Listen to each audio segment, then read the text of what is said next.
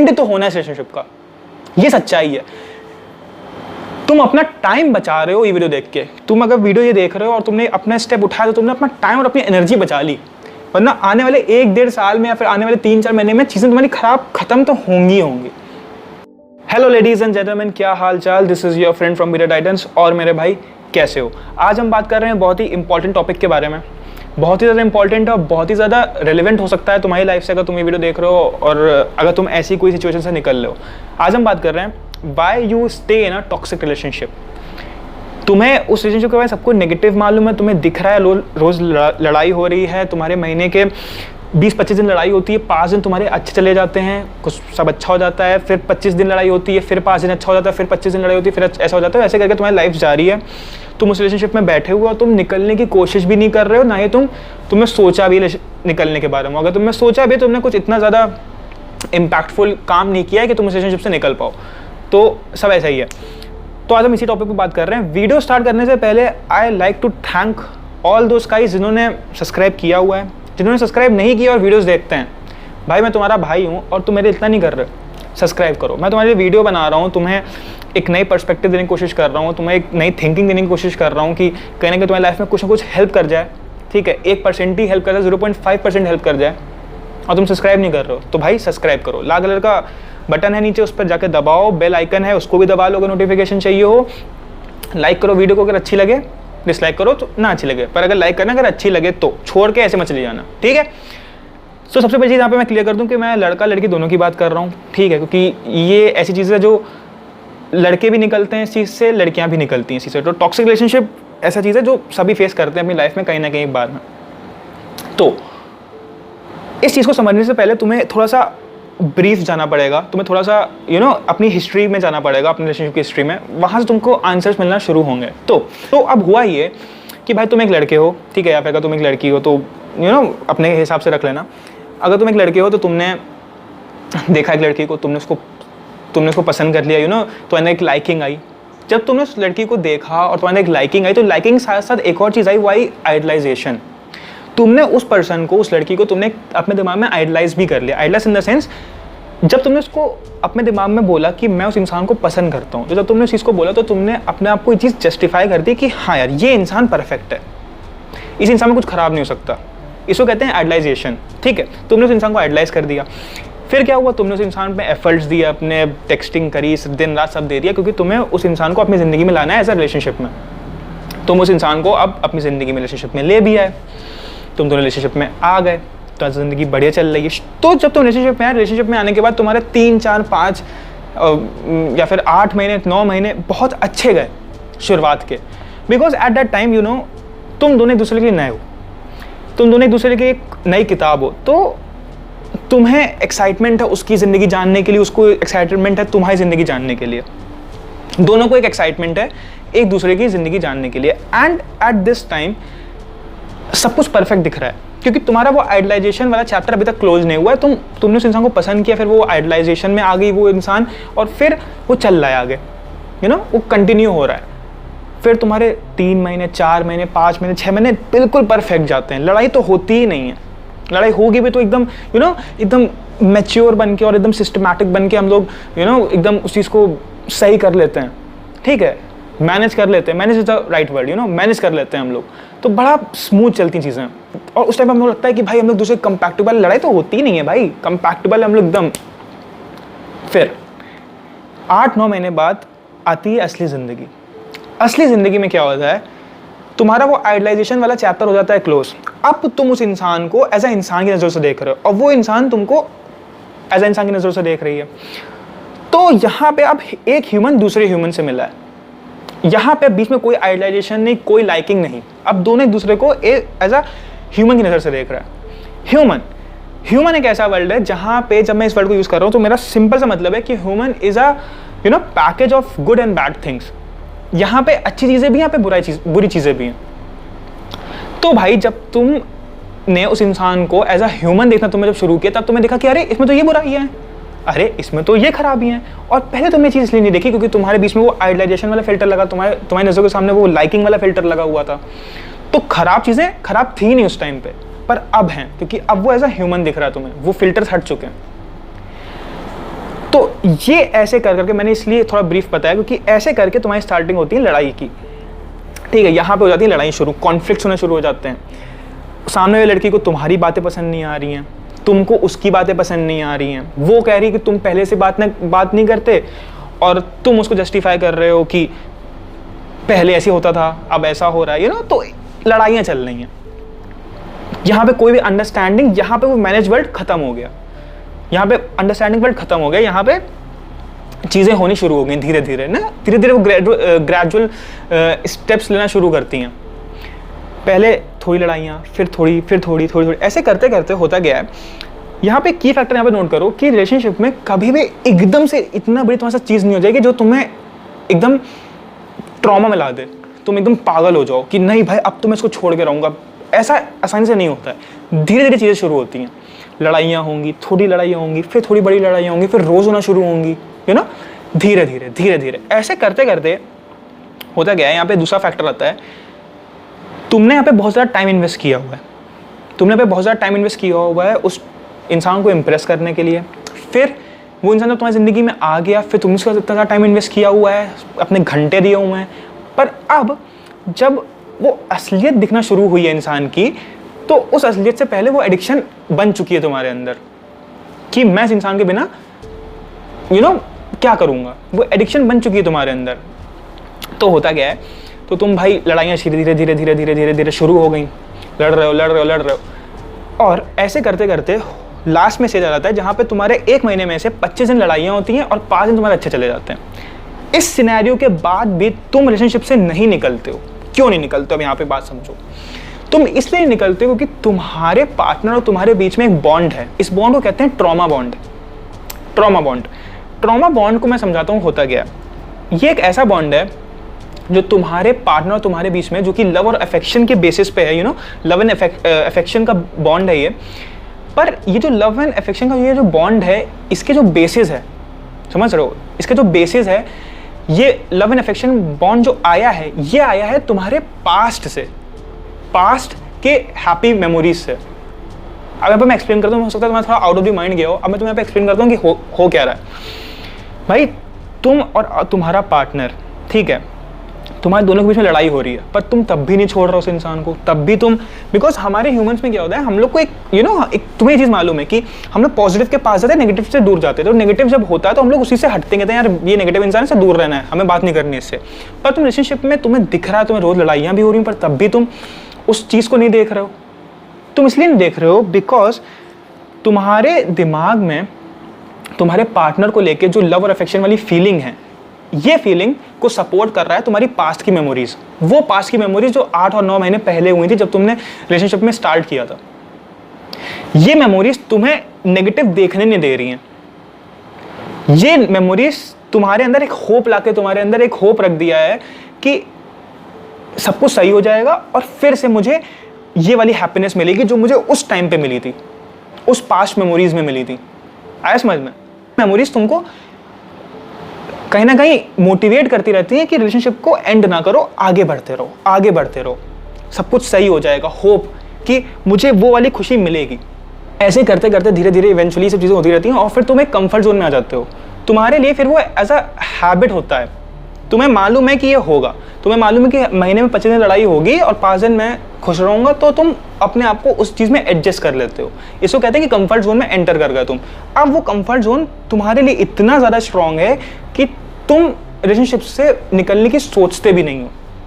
Negative तो तुम देख ही नहीं रहे हो, नेगेटिव तुम्हें दिखता भी है तो वो जो पास्ट की जो पॉजिटिव मेमोरीज हैं वो उस नेगेटिव को ओवरकम कर लेती हैं और तुम अपने आप को होप दे देते हो कि हाँ सब कुछ वापस सही हो जाएगा, तो बढ़िया हो जाएगी मेरी लाइफ, मैं वापस वैसे ही जैसे खुश हो जाऊंगा जैसे मैं पहले था। बात समझो कि तुमने रियलाइज ही नहीं किया है कि तुम एक टॉक्सिक रिलेशनशिप में हो। तुम्हें ये मालूम है कि लड़ाइयाँ ज़्यादा हो रही हैं, तुम्हें ये मालूम है कि सब कुछ खराब चल रहा है, पर तुम्हारी नज़रों में वो चीज़ इतनी बड़ी नहीं है कि तुम उस चीज़ से निकलो, क्योंकि तुम्हें कहीं ना कहीं होप है यार कि हाँ यार जैसे पहले था सब कुछ वैसे सही हो जाएगा, और वो उस होप के चक्कर में तुम लगे रहते हो। साथ यहाँ पे दूसरा पॉइंट आता है, वो ये है कि इस रिलेशनशिप में तुम कहीं ना कहीं हैबिचुअल हो जाते हो। वो जो तुमको छोटे छोटे डोसेज जो मिलते हैं प्यार के, अफेक्शन के, तुम्हारे ज़िंदगी में 25 दिन तुम्हारे खराब जाएंगे, जहाँ पे वो लड़का लड़की तुमसे लड़ाई करेगा, लड़का होगा तो तुम लड़की हो तुमसे लड़ाई करेगा, लड़की हो तो तुम लड़का हो तुमसे लड़ाई कर रहा, तो 25 दिन तुम रो रही हो, गा रही हो, हाथ जोड़ रही हो, भीख मांग रही हो, वापस आ लड़ाई हो रही है। पर जो 5 दिन या महीने के वो जिसमें जो प्यार मोहब्बत होता है वो कहीं ना कहीं बड़ा है तुम्हारे लिए, और ये प्रोसेस चलता रहता है। वो लड़का जाएगा, फिर आएगा, तुमसे मोहब्बत कर लेगा थोड़ी सी, फिर वो जाएगा, फिर वो आएगा, फिर मोहब्बत कर लेगा, तो ऐसे करके चलता रहता है। ये साइकिल बन गई, ठीक है। तो तुम एक दिन दुखी हुए, फिर अगले दिन उसने तुमको खुश किया, तुम्हारे अंदर खुशी का डोसेज आ गया, फिर अगले दिन तुम दुखी हुई, तुम्हें दुखी होने के बाद तुम्हें लगा कि मुझे खत्म करना, रिलेशनशिप खत्म करना चाहिए, तुम्हें ये चीज़ सोची, तुम्हारे दिमाग तुम्हारे सामने रख दिया कि तुम्हें एडिक्टेड हो उससे, तुम्हारे सामने तुम्हारे दिमाग में रख दिया कि कंफर्ट जोन है तुम्हारा, तुम्हारे दिमाग तुम्हारे सामने रख दिया, तुम्हारी इनसिक्योरिटीज़, जहाँ पे तुम्हें लगता है कि मुझे कोई इंसान अच्छा नहीं मिलेगा। फिर तुम उस रिलेशनशिप में वापस ली जाती हो, वापस जाने के बाद फिर तुम खुश होती हो एक दिन, फिर लड़ाई होती है, ऐसे करके साइकिल चलती रहती है और तुम सोचते भी नहीं हो कि तुम्हें इस रिलेशनशिप से निकलना है, और तुम इस चीज़ को एज अ टॉक्सिक रिलेशनशिप भी नहीं देखते हो कहीं ना कहीं, और देखते भी हो तो उसका कोई मतलब है कि तुम कुछ कोशिश तो कर ही नहीं रहे हो निकलने की। ऐसे करके तुम्हारी जो टॉक्सिक रिलेशनशिप की है साइकिल चलती रहती है, जहाँ पे तुम्हारे ब्रेकअप होते हैं, जहाँ पे लड़ाइयाँ होती हैं, फिर वापस तुम भाग जाते हो रिलेशनशिप में क्योंकि तुम्हें इनसिक्योरिटीज़ आती हैं। तो ऐसे करके तुम्हारी साइकिल चलती रहती है। फिर ऐसे करते करते जब तुम्हारा घड़ा भर जाता है तो तुम सोचते हो कहीं ना कहीं, जब तुम एकदम दुखी हो जाते हो, तुम्हें लगता है कि यार बहुत ज़्यादा हर्ट हो गया, तुम्हें लगता है कि मैं निकलूंगा इस रिलेशनशिप से, पर तब भी तुम नहीं निकलते हो। तब तुम इसलिए नहीं निकलते हो क्योंकि तुम उस टाइम पे क्या करते हो, तुम अपनी इनसिक्योरिटीज़ को, अपनी वर्नरेबिलिटीज़ को through the way of projection hide करते हो। तुम अपने आप को, अपनी वीकनेसेस को छुपाते हो ये प्रोजेक्ट करके कि अगर मैंने रिलेशनशिप को ख़त्म किया तो सामने वाला इंसान बहुत ज़्यादा इफेक्ट होगा, सामने वाला इंसान मर जाएगा, सामने वाला इंसान रो देगा। लेट्स बी फकिंग ऑनेस्ट, यहाँ पे तुमको ये लगता है कि अगर मैंने उस इंसान को छोड़ दिया, सामने वाले इंसान को, तो मैं तो सही हूँ, मैं तो भाई इतना परेशान हो गया तो मैं तो छोड़ दूंगा, मुझे कोई दिक्कत नहीं, मैं कभी छोड़ सकता हूँ उस इंसान को। पर वो इंसान परेशान हो जाएगा, वो इंसान बहुत ज़्यादा दुखी हो जाएगा। तो इस वजह से यार वो इंसान बहुत ज़्यादा दुखी हो जाएगा, मैं उससे बहुत ज़्यादा प्यार करता हूँ, तो मैं उसको नहीं छोड़ूंगा, चलने दो जो चल रहा है। पर इस चीज़ को बोलने के टाइम पे तुम क्या कर रहे हो, तुम प्रोजेक्ट करके अपनी इनसिक्योरिटीज़ को छुपा रहे हो।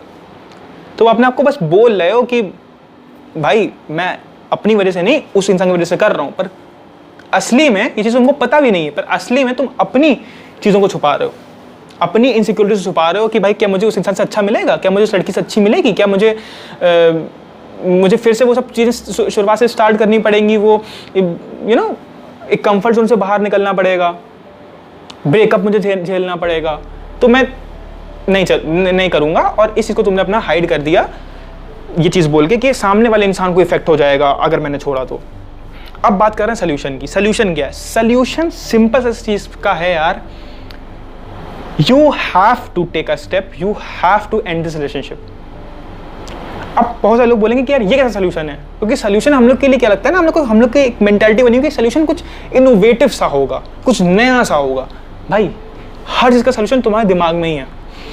तुम देख रहे हो कि महीने के 30 दिन में से 25 दिन तुम पागल रहते हो, परेशान रहते हो, पढ़ाई लिखाई सब तुमने बंद कर रखी है, लगे रहते हो, रोते गाते रहते हो, और 5 दिन जो तुम्हें खुशी मिलती है, ये जो टाइम है ये चला आ रहा, तुमने ऐसे करके पूरा अपना साल बर्बाद कर दिया, और तुम अभी भी उस चीज़ को जस्टिफाई कर रहे हो।